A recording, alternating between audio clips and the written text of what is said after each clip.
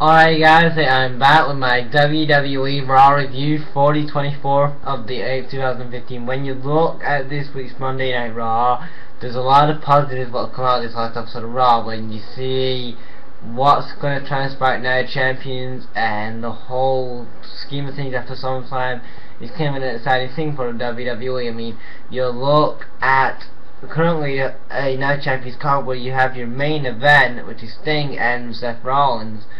If that's built up well, that could that is going to put probably an awesome feud there. Then you've got Team 3D returning, and they're going to feud with the New Day for those tag belts, so that's going to have a good thing as well. And possibly John Cena and John Stewart feud they're probably going to do. I don't care about that one, and then you got this new White family member. I don't know who.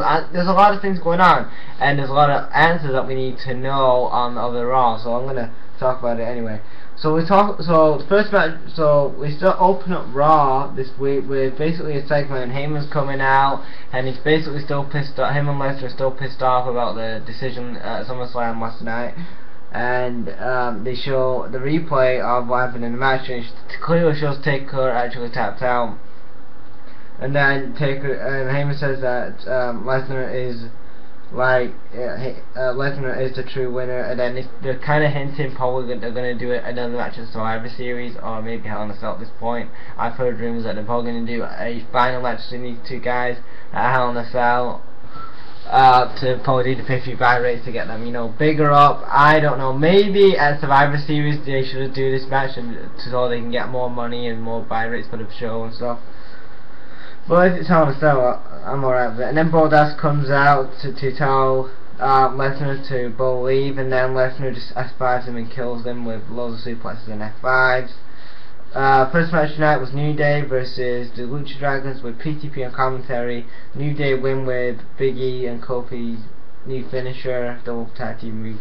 After that, Team 3D come down to the ring and take out the New Day, put Xavier Woods through a table doing the 3D, and after they won, PTP, do you know who we are? And they got a knockout moment anyway, which I thought was cool. It was nice to see D-Von in WWE, and it was nice to see Bully Ray back. It looks like the New Day and Team 3D are gonna feud Night Champions.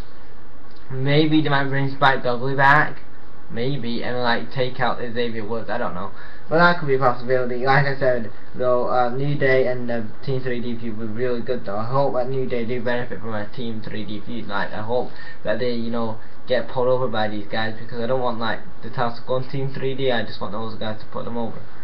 And then we get to basically Rollins says that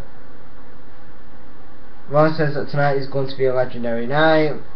Then then they start saying we don't want you looking at your statue and stuff because it's going to be a surprise. Second match tonight, which was Reigns and Ambrose versus Harper and Bray Wyatt. The match was solid. I don't know who won the match, because nobody won the match, because the lights go out, and basically this new White family member, I don't know if it was Bull Dempsey from NXT, he looked kind of like him. Correct me if I'm wrong, I don't know if it was him. He was doing a sleeper on Roman Reigns, and I think he tapped Ambrose. After they announced his name, I cannot remember what his name was. I'm sure they said Bull Dempsey, I don't know. But correct me if that is wrong. And then we got a Miss TV segment where PCB again interviewed by The Miz, and they basically say that they're gonna fight any man and woman. They're not afraid of any woman in the Divas division, even the Bellas. And then the Bellas talk shit, and basically I don't care. I mean, it was alright when PCB were out there, but when the Bellas were out there, it just went very sour.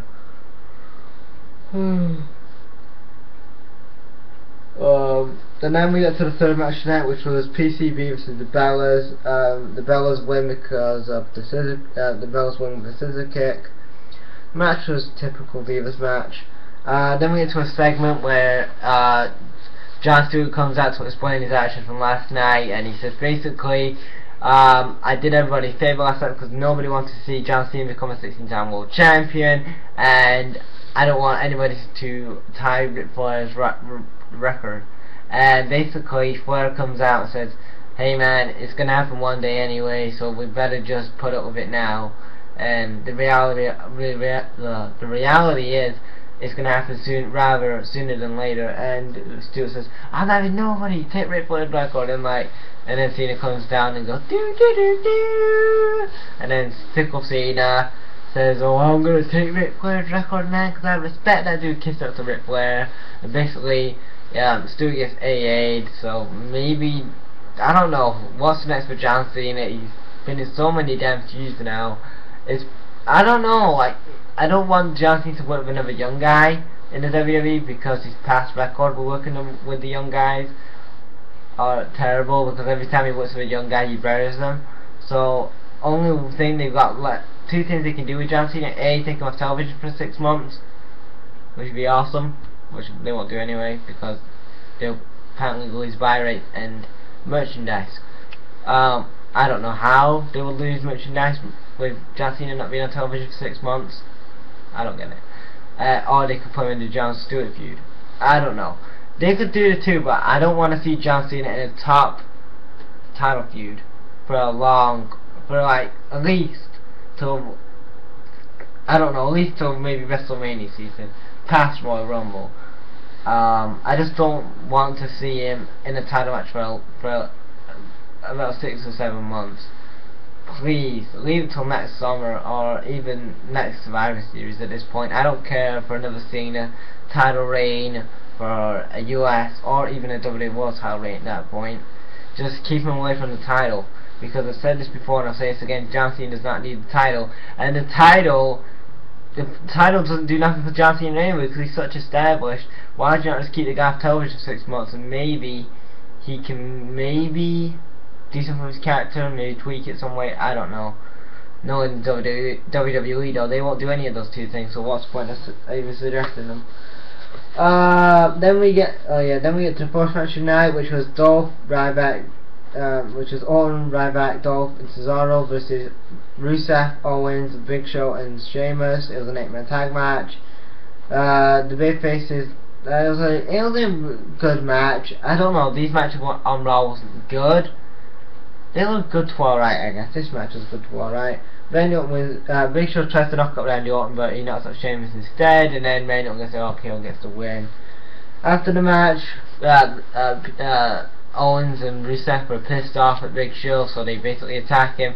So this came up with a good idea. When I was watching it today, Raw, I was thinking maybe Kevin Owens. Why Kevin Owens, and why Rusev isn't doing anything? I know Kevin Owens is in a feud right now, but what would be really good though is if you put Kevin Owens and Rusev as a tag team in the future, because these guys look like they could gel together as two badass heels. But I hope they will do that some way, like they can do something with like a Rusev and a Kevin Owens in the tag team division. So that's something like kind of a badass. They need a badass kind of tag team. I know Team 3D is there, but a younger kind of badass team. So they need kind of like Kevin Owens and Rusev in a tag team together.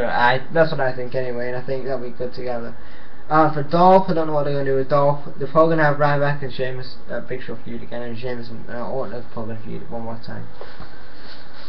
And then after Big Show gets RKO by Randy Orton.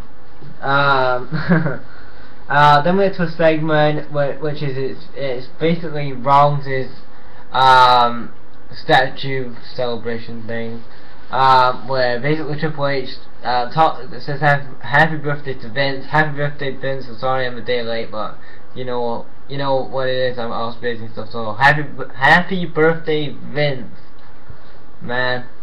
I hope you had a great birthday yesterday and stuff like that. Anyway, back to this. Yeah, Triple H puts over Rollins, saying that he's hustle, he's loyal, he's all that. Basically taking everything what they say about John Cena and saying things that they say about John Cena is hustle, loyal, and respect, and just saying that Rollins is the same. And then then Triple H calls out Rollins comes out, he thanks the authority.